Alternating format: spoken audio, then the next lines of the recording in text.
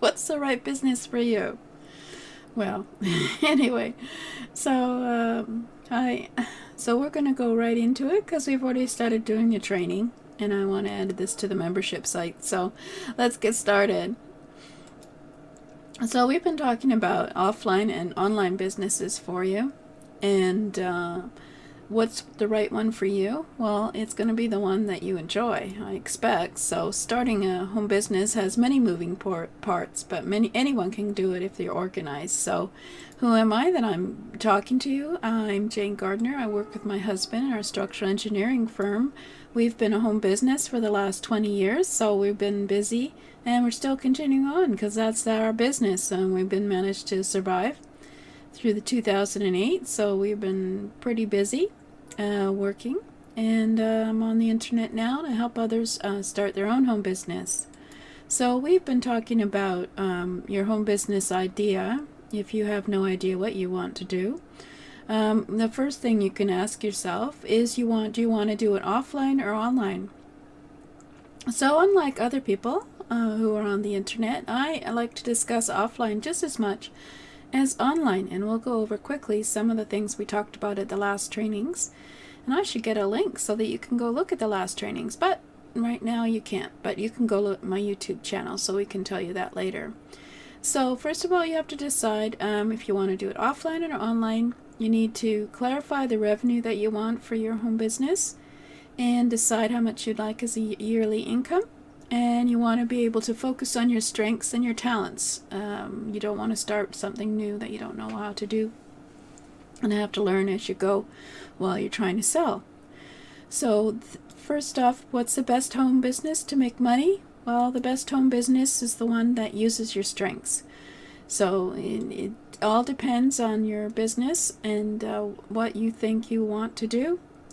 Because it's going to have to be something you enjoy to do, otherwise you won't be able to keep on going on with the business. So we talked about an offline business, talked about basically service business, because it can just be as profitable. Obviously, where my husband and I are in an offline business as a structural engineering firm, we provide a service that many people cannot do, which is engineering. So we are a service, so it can just be as profitable as an online one if you find a hungry market for your business.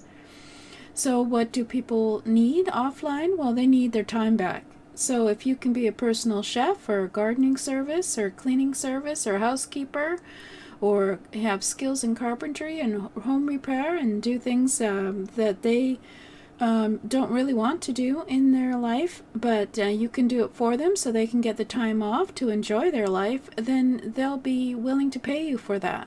So we discussed that previously as a service business as being one that you can consider offline, certainly when you look at your strengths and skills of who you are.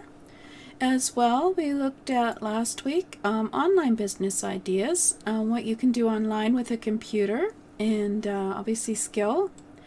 So we have a whole retinue of different types of businesses that you can do, and we went over some of them briefly last time, from direct sales to affiliate marketing to online content or educator or coaching.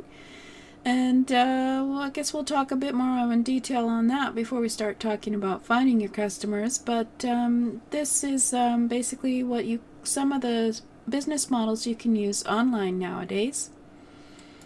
So what we're going to talk about today is what your business idea offline, and where, as you say, I clarify the revenue that you want, focus on your strengths and talents. And now we forgot one, which is, of course, not a service business, but creating a product business. So first off, clarify the revenue you want, and then figure out what your skill or talent is that you want to share in order to create a project that people will like in your local area or even further afield now with products for sure. So people desire to live in a creative, attractive environment, to have objects that please them. So regardless of what you think of your artisan work or your artist work or crafter or your creator, You can make a business if you figure out how to find your target market. So there are many artisans and who are making a living, and I know you probably find that hard to believe, but there are. So you have to change your mindset if you think that you won't be able to make a living as an artist, and realize that it's very simple. You have to find the people who desire your work. You can make a living as an artisan if you find the people who enjoy your creations. Whether it's handmade furniture, painting, sculpture, stained glass, there are people out there who enjoy what you make. And you just have to be able to be in front of them in order to create the business that you love. So, if you create, there's other ideas too, of course. Unique items, which is very important. They have to be unique, of course.